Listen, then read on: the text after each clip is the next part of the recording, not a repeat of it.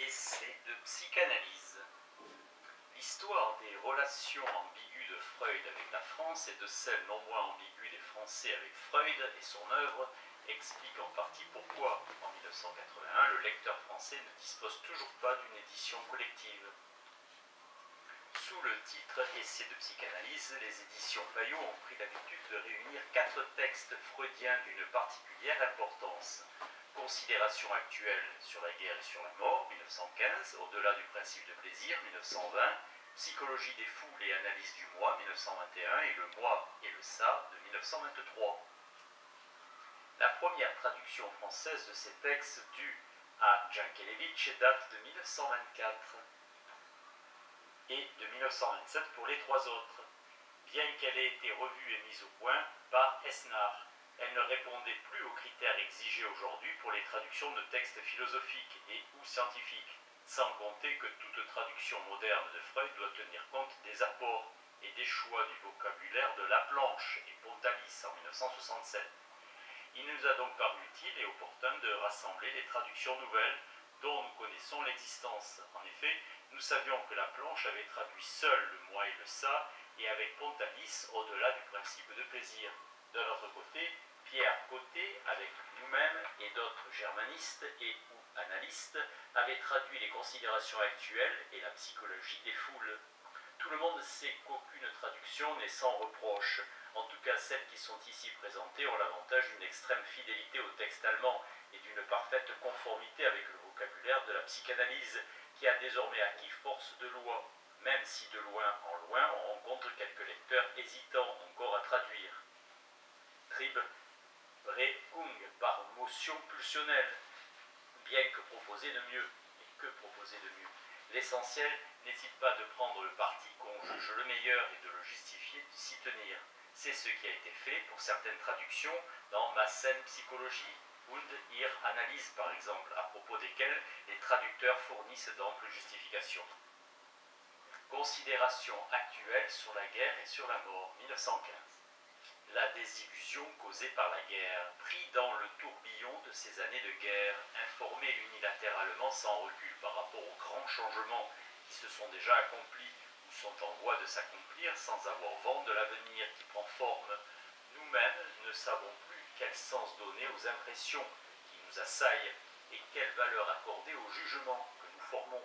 Nous serions tentés de croire que jamais encore un événement n'avait détruit tant de biens précieux communs à l'humanité, égaré tant d'intelligences parmi les plus lucides, si radicalement abaissé ce qui était élevé. Même la science a perdu son impassible impartialité. Ses serviteurs, profondément ulcérés, tentent de lui ravir des armes pour apporter leur contribution au combat contre l'ennemi. L'anthropologiste se doit de déclarer l'adversaire inférieur et dégénéré, le psychiatre de diagnostiquer chez lui un trouble mental ou psychique, mais sans doute ressentons-nous le mal de ce temps avec une force excessive et n'avons-nous pas le droit de le comparer au mal d'autres temps que nous n'avons pas vécu.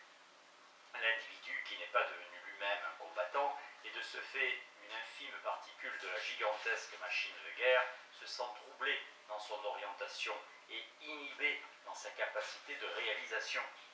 Je pense que pour lui, le moindre geste qui lui rendra plus facile de s'y reconnaître en son monde intérieur sera le bienvenu. Parmi les facteurs responsables de la misère psychique de ceux de l'arrière et dont la maîtrise leur pose de si difficiles problèmes, il y en a 2 que je voudrais mettre en évidence et traiter ici. La désillusion que cette guerre a provoquée et le changement d'attitude à l'écart de la mort qu'elle nous impose, comme toutes les autres guerres.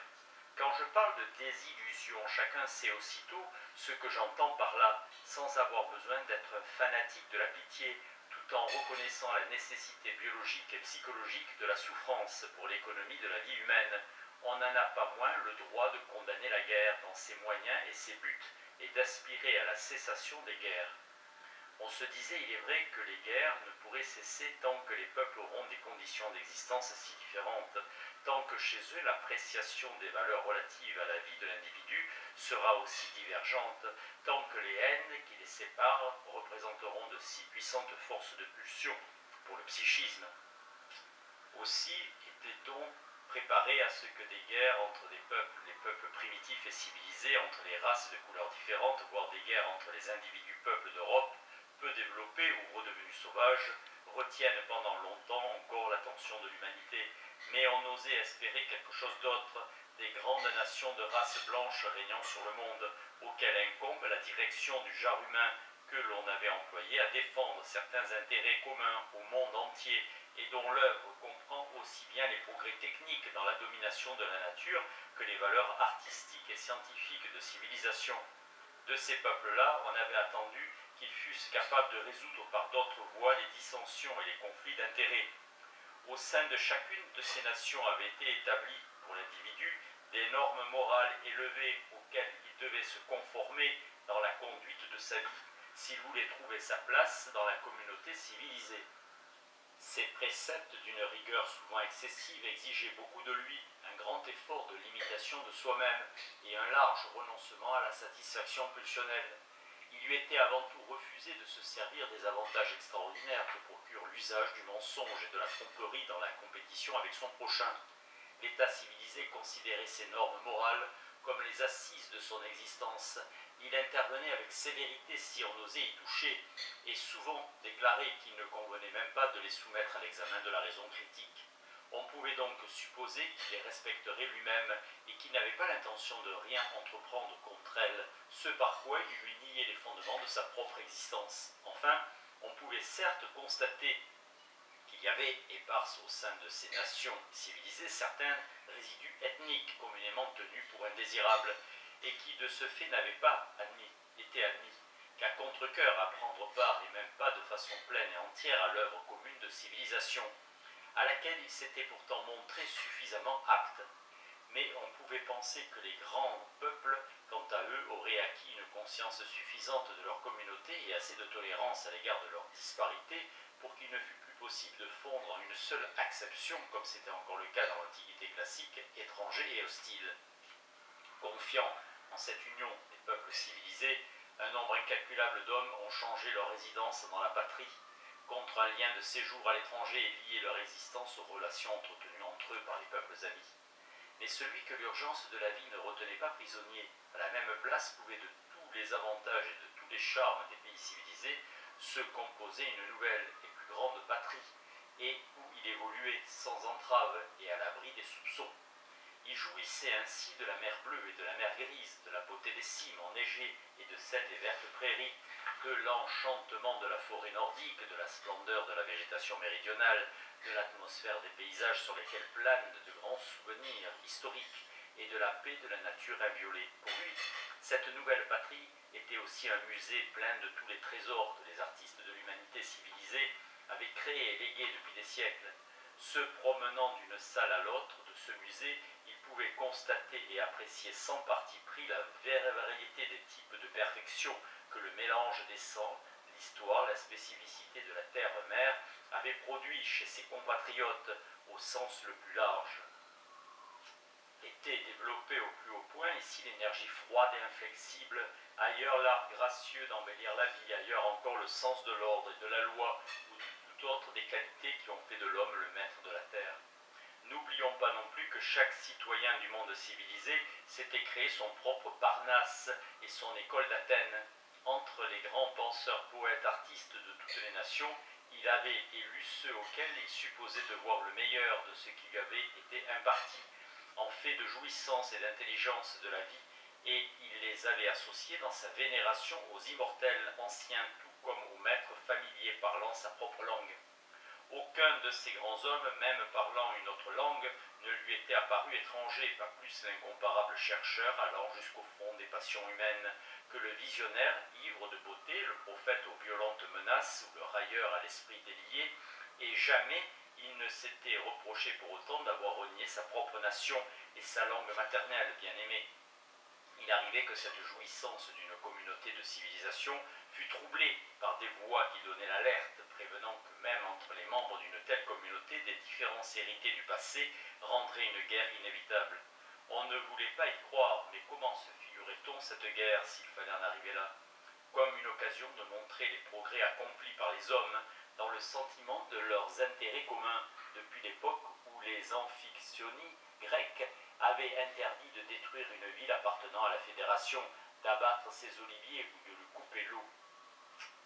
Comme une passe d'armes chevaleresque qui se bornerait à constater la supériorité d'une des parties, en évitant le plus possible les grandes souffrances qui ne sauraient contribuer en rien à la décision, en épargnant sans restriction le blessé contraint de quitter le combat, le médecin et le soignant qui se consacrent à son rétablissement. Il allait de soi qu'on ménagerait la partie non belligérante de la population, les femmes qui restent à l'écart du métier des armes et les enfants qui, une fois adultes, doivent devenir pour ceux de l'autre côté des amis et des collaborateurs, qu'on maintiendrait également toutes les entreprises et institutions internationales dans lesquelles s'était incarnée la communauté de civilisation du temps de paix. Une telle guerre n'aurait pas manqué de comporter encore assez d'horreurs et d'épreuves lourdes à supporter, mais elle n'aurait pas interrompu le développement de rapports moraux entre ces grands individus de l'humanité que sont les peuples et les États. Et voilà que la guerre à laquelle nous ne voulions pas croire éclata et apporta la désillusion. Elle n'est pas seulement en raison du puissant perfectionnement des armes offensives et défensives, plus sanglantes et plus meurtrières qu'aucune des guerres antérieures, mais elle est pour le moins aussi cruelle, acharnée, impitoyable que toutes celles qui l'ont précédée.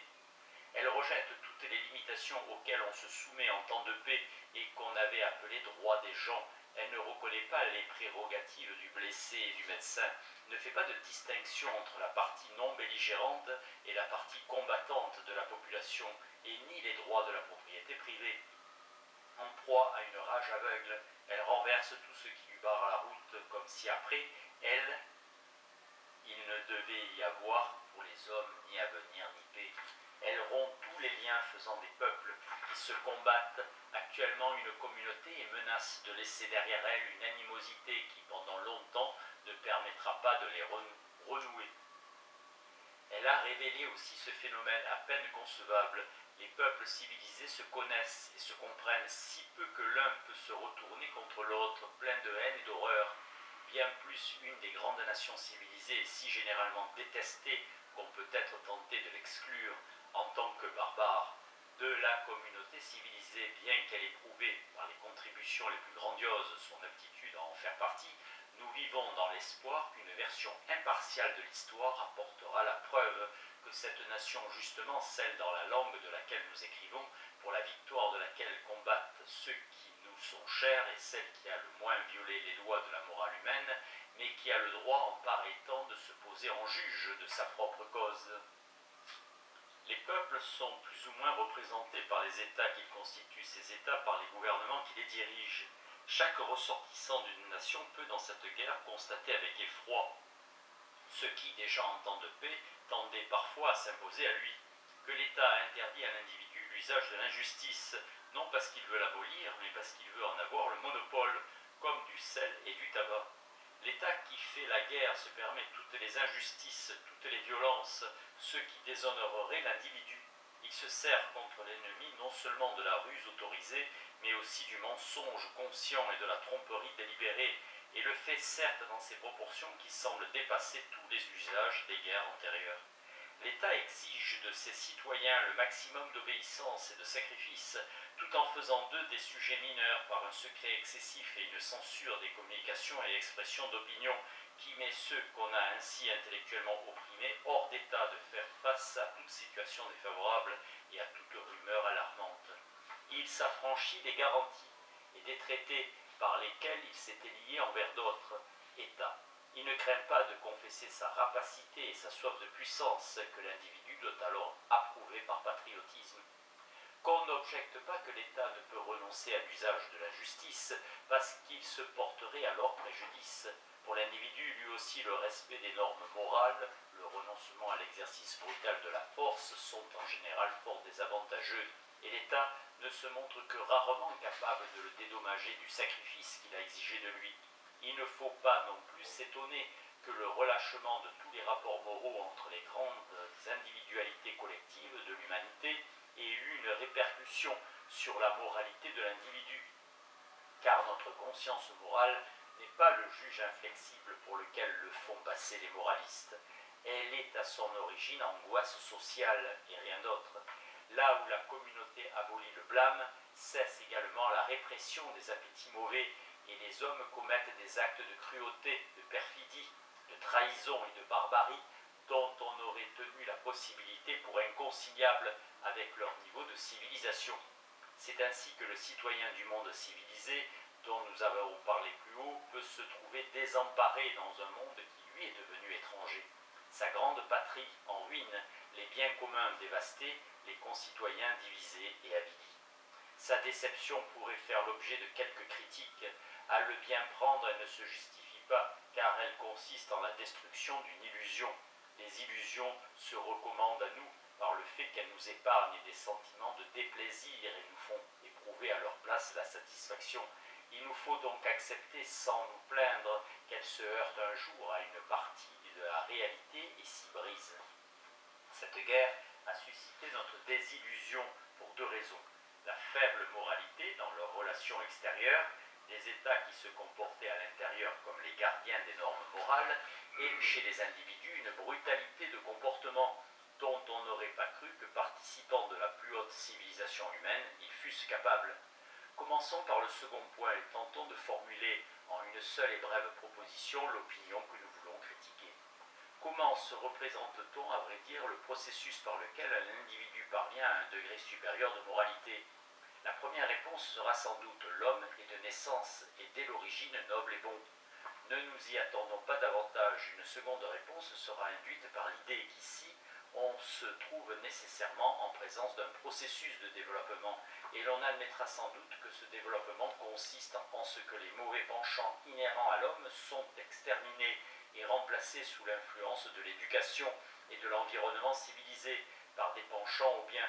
En ce cas, il est permis certes de s'étonner que chez l'homme, ainsi éduqué, le mal réapparaisse dans toute sa virulence.